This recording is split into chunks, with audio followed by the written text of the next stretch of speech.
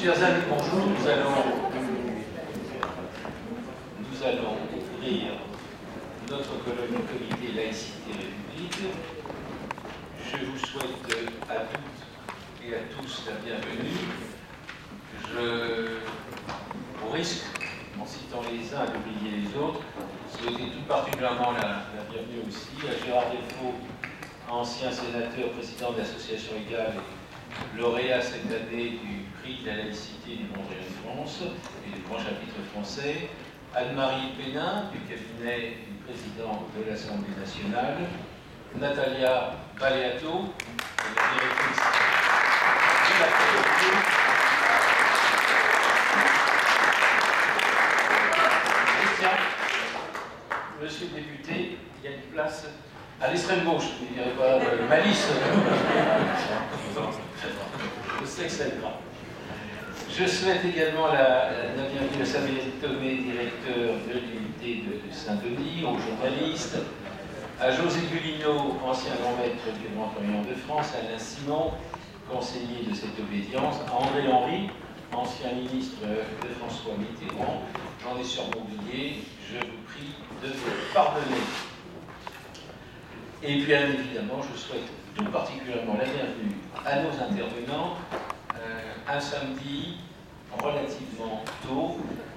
Ce n'est pas évident pour les élus parce qu'ils sont souvent très impliqués sur le terrain par les nombreuses fêtes de Noël, les acteurs sociaux.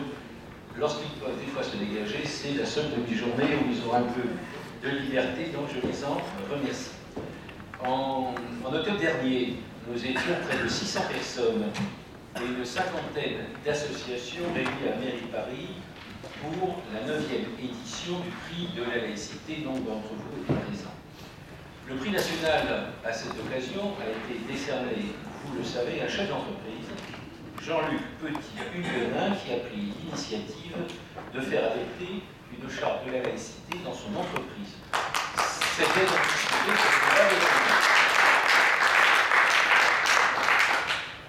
Mais avant d'aborder le sujet au fond pour lequel nous sommes réunis, je ne peux pas ne pas évoquer ces nouvelles agressions contre la laïcité dont témoigne l'actualité, en particulier cette affaire des crèches. La décision de justice condamnant l'installation de crèches à la mairie de Béziers et au Conseil général de Vendée a en effet été accueillie par certains politiques et par certains médias comme la manifestation d'une laïcité, je cite, intolérante, sectaire, voire intégriste. En quelque sorte, intégriste laïque et intégriste religieux, même combat. Historiquement, ce discours a été porté par cette extrême droite, pour qui la France ne pourrait être que blanche, catholique, apostolique et romaine. Malheureusement, il convient de constater que des élites médiatiques, administratives et même des élus se sont portés caution pour légitimer la présence de ces symboles d'appartenance religieuse, les crèches en l'occurrence, dans des lieux publics. La crèche ne serait qu'un symbole culturel, pas religieux. À traiter au cas par cas, ont argumenté certains éminents commentateurs apparemment contrariés par la décision de justice. À ceux-là, pour qui il eût mieux valu laisser filer, plutôt que de risquer de jeter de l'huile sur le feu, rappelons que le problème, ce n'est jamais l'huile, c'est le feu. Civitas, association proche des milieux catholiques intégristes, qui a obtenu, tenez-vous bien, d'installer une crèche au Parlement européen à Bruxelles, explique clairement ce que ce symbole signifie d'un point de vue culturel et politique. Son président de Civitas, à l'occasion de l'installation de cette crèche à Bruxelles, a déclaré que cet enfant Jésus au centre de la crèche est appelé à régner sur les nations et que tout pouvoir vient de Dieu. Si le moment n'est pas venu pour Jésus-Christ de régner, a-t-il dit, alors le moment n'est pas venu pour les gouvernements de durer, a-t-il ajouté. La civilisation n'est plus à inventer, elle a été, elle est, c'est la civilisation chrétienne. Je ne vois pas bien ce qu'il y a de culturel dans ce message, mais j'entends bien la menace politique. On aurait tort de considérer cette campagne autour des crèches comme un épiphénomène insignifiant, alors qu'elle constitue une attaque frontale contre la liberté de conscience et l'égalité des droits. Comment expliquer à des jeunes filles qui ont choisi de porter le voile qu'elles doivent l'ôter lorsqu'elles entrent dans l'école de la République, alors qu'il serait possible d'installer des crèches dans des lieux publics? Y aurait-il deux poids et deux mesures selon la religion? Pendant une semaine, on a entendu dénoncer de tous côtés une laïcité de combat dont on laisse entendre qu'elle voudrait éradiquer les religions. Au comité Laïcité République, nous ne sommes pas engagés dans une laïcité de combat parce que nous ne sommes pas en guerre contre les religions. Il faut le rappeler sans cesse, la laïcité n'est pas anti-religieuse. Elle garantit même la liberté de conscience et la pluralité des religions, ce qui n'est jamais le cas lorsqu'une religion se confond avec un pouvoir d'État. En revanche, nous sommes concernés par le retour du religieux en politique. Et en ce sens, oui, la laïcité est un combat. Elle est même un combat permanent, celui de la raison, du libre arbitre et de l'esprit critique contre l'obscurantisme et contre le totalitarisme. Est-ce là un propos sectaire d'un président d'association laïque sectaire? L'expression n'est pas de moi, mais de Laurent Dutheil, secrétaire national du Parti socialiste, dans un communiqué de ce parti publié le 9 décembre dernier à l'occasion de l'anniversaire de la loi de 1905, un communiqué qui appelle chacune et chacun à promouvoir la laïcité. Il ne peut que se réjouir de cette déclaration. Promouvoir la laïcité, cela commence par défendre la loi de séparation des églises et des États. Une loi malheureusement trop souvent contournée au fil des ans et que certains, l'ancien président de la République notamment, rêvent de toiletter, c'est-à-dire de vider de son contenu. Un exemple parmi beaucoup dont on ne parle plus, la loi Cahn, votée sous le précédent quinquennat, qui aggrave la loi Debré en assurant la parité entre les écoles privées et les écoles publiques en matière de financement public, et ce, à un moment où plusieurs centaines de communes en France n'ont pas d'école publique. Parité entre écoles publiques et écoles privées dans le financement de l'État. C'est la situation de la France aujourd'hui. Est-ce être partisan d'une laïcité sectaire que de rappeler que cette situation, qui contrevient par ailleurs à la loi de 1905, même si elle s'inscrit dans le cadre des lois Debré, pose problème. Promouvoir la laïcité, c'est-à-dire la liberté pour chaque femme et chaque homme de disposer de lui-même, devrait garantir enfin le droit à mourir dans la dignité. On sait que les églises sont vent debout contre cette liberté nouvelle, comme elles l'ont été contre le mariage pour tous. Les propositions annoncées hier, vous avez dû lire, par cette commission de 2 parlementaires, permettent une toute petite avancée. Mais elles reviennent à reporter une nouvelle fois une décision qu'attendent 80% des Français. Le Parlement décidera sous peu si cette liberté que connaissent sans problème nos voisins belges, hollandais et suisses sera accordée ou non aux citoyens français. Pourrons-nous, oui ou non, disposer, dans certaines conditions, librement, de choisir de mourir dans la dignité.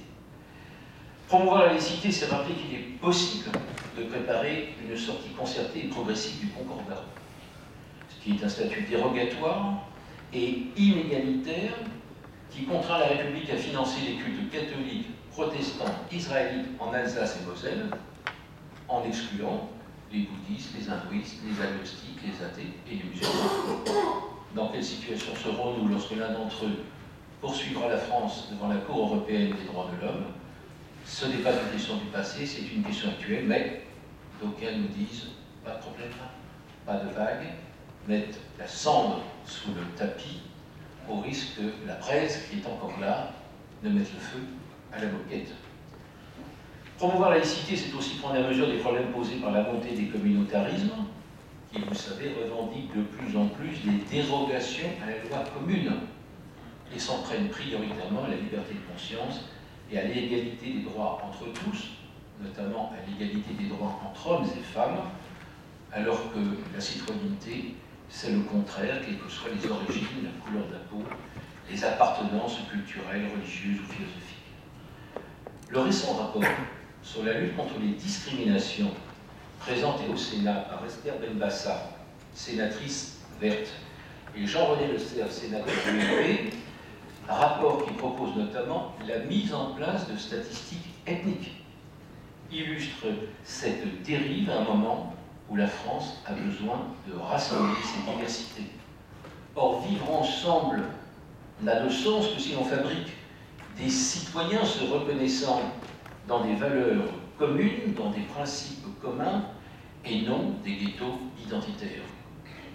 La montée inquiétante des actes antisémites et racistes que nous avons malheureusement connus cet été et récemment encore doit nous alerter sur les dangers que fait courir la fragmentation identitaire. Nous ne jouons pas à nous faire peur, les actes sont là qui précèdent les débats des bien-pensants.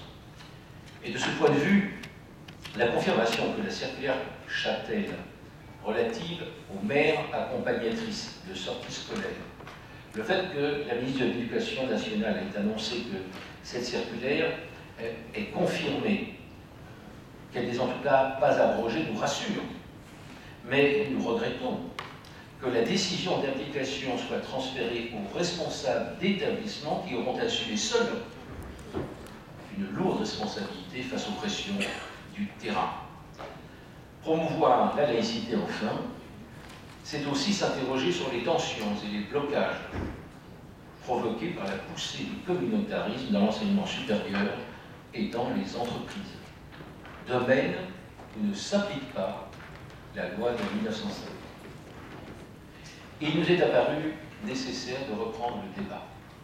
Sur l'enseignement supérieur, je vous annonce que nous organiserons ici même un colloque au premier semestre 2015 pour analyser au fond des questions de la montée d'expressions communautaristes dans les lieux d'enseignement supérieur et certains de nos amis, notamment le directeur de l'unité de Saint-Denis, pourra s'exprimer à cette occasion, lui qui a dû subir, y compris la violence des communautaristes puisqu'il a été agressé dans la rue. Aujourd'hui, nous parlons des entreprises. De quoi s'agit-il? De la montée de revendications identitaires et religieuses sur les lieux de travail qui conduisent à des situations de blocage et de tension. Une étude réalisée par l'Observatoire du fait religieux pour le groupe Randstad constate que si seulement 3% des entreprises sont concernées par des situations de blocage, ce qui paraît bien peu, en fait, ce chiffre est en nette augmentation. Le directeur général de ce groupe parle de crispation et de problèmes à prendre au sérieux. Sur quoi portent ces revendications? Elles concernent des demandes d'absence pour fêtes religieuses, des aménagements de temps de travail, des prières pendant le temps de travail, le port ostentatoire d'un signe religieux. Les deux premières demandes sont généralement facilement gérées par les entreprises, mais il existe des demandes nettement moins acceptables, comme le refus de travailler avec une femme, la demande de ne travailler qu'avec des coreligionnaires, le prosélytisme ou le refus de certaines tâches pour motifs religieux. Ces dernières posent d'autant plus de problèmes, dit cette étude, qu'elles sont souvent portées de façon collective par des personnes radicalisées, soutenues depuis l'extérieur de l'entreprise. Quels sont les secteurs concernés? Principalement les industries et entreprises situées dans les grandes agglomérations, employant une main-d'œuvre peu qualifiée, particulièrement dans le BTP, les centres d'appel, mais aussi le secteur social et médico-social pour lesquels les règlements intérieurs ne constituent pas un garde-fou suffisant. Dans ces secteurs, 12% des managers sont régulièrement confrontés à ces problèmes. Certaines revendications sont principalement le fait de jeunes salariés musulmans qui ont le sentiment d'une stigmatisation de leurs pratiques religieuses. Mais les problèmes sont davantage multiconfessionnels depuis la loi sur le mariage pour tous qui a renouvelé le débat sur la place de la chrétienté dans la société, ajoute le rapport que je viens de citer. Que faire? Les associations laïques ont des approches différentes. Les syndicats sont silencieux. Les organisations patronales sont nuancées. Les élus sont embarrassés. Et selon un rapport du CREDOC réalisé pour la Direction générale de la cohésion sociale, 81% des Français sont contre le port ostentatoire de signes religieux dans l'entreprise. Côté salarié, l'étude montre que si 5% seulement pensaient l'an dernier que ces pratiques religieuses ne posaient pas de problème, ils sont désormais 30% à estimer que l'impact est négatif. Ils attendent une neutralité de l'entreprise, voire, je cite, plus de fermeté dans certains cas. Que faire? L'entreprise doit-elle devenir un lieu laïque, neutre, comme c'est souvent le cas dans les services publics? C'est le souhait d'une très grande majorité des Français, selon l'étude de l'Institut Sociovision, dont vous avez pu lire le rapport, notamment dans le Figaro avant-hier. Comment traiter la question alors que la loi de séparation ne concerne que le service public? Le Code du travail donne pas mal d'outils, en particulier en matière de sécurité, ou bien lorsqu'il s'agit de collaborateurs en contact avec la clientèle. Ces dispositions sont-elles suffisantes? Plusieurs organismes ont traité le sujet.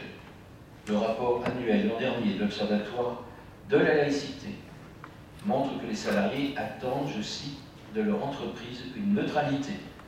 Mais l'Observatoire de la laïcité, vous l'avez constaté au moment de l'affaire Babylou, qui est un exemple concret des problèmes que l'on peut rencontrer, l'Observatoire n'avait pas pris position en faveur d'une évolution de la législation. Le Conseil économique et social et environnemental n'avait pas davantage souhaité l'évolution de la législation. En revanche, la mission laïcité de l'ancien Haut Conseil à l'intégration, dont nous entendrons tout à l'heure d'anciens représentants, avait émis un avis favorable en ce sens.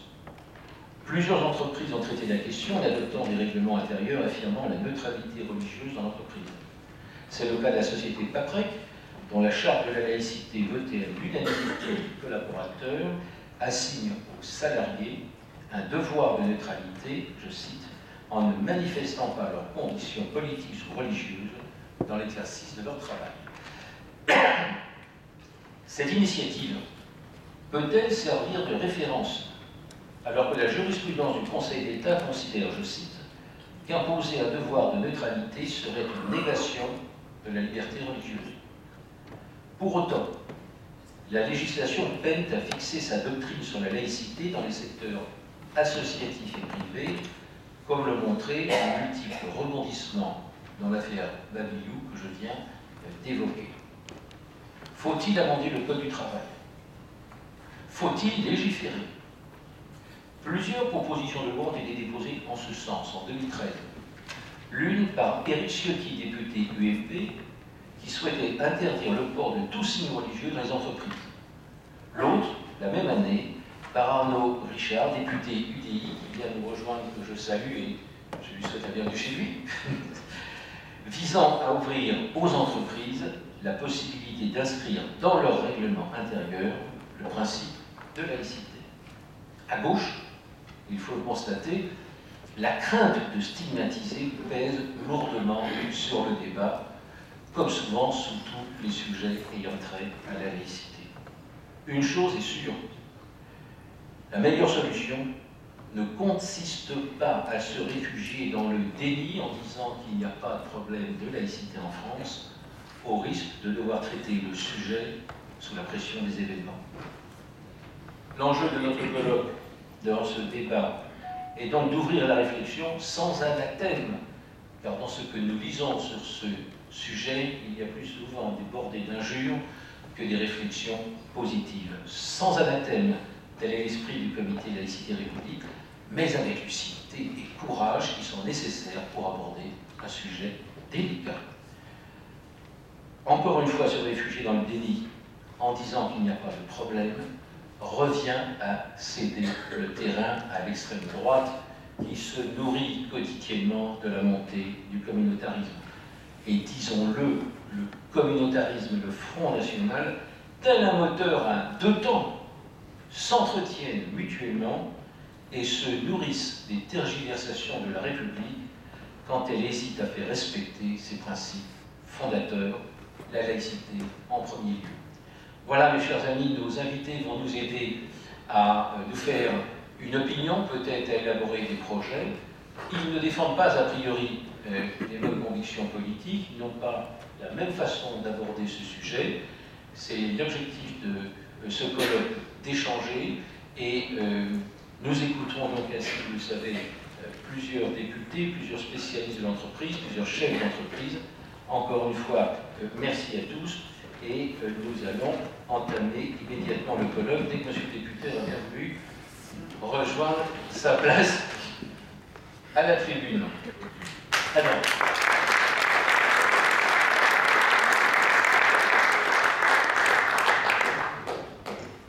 je rappelle que ces débats sont enregistrés et que vous pourrez, je pense, au début de semaine prochaine, comme nous le faisons pour tous nos colloques et la cérémonie de remise des prix, vous pourrez la trouver en images et en son sur le site du comité de laïcité républicaine pour les journalistes. Tout ce qui s'y trouve est en droit d'accès libre, que ce soit les photos ou des extraits des textes. Voilà. Bienvenue aussi aux journalistes, je les passe à lui, ils sont quelques-uns, et merci de vous intéresser à ce sujet, laïcité et entreprise.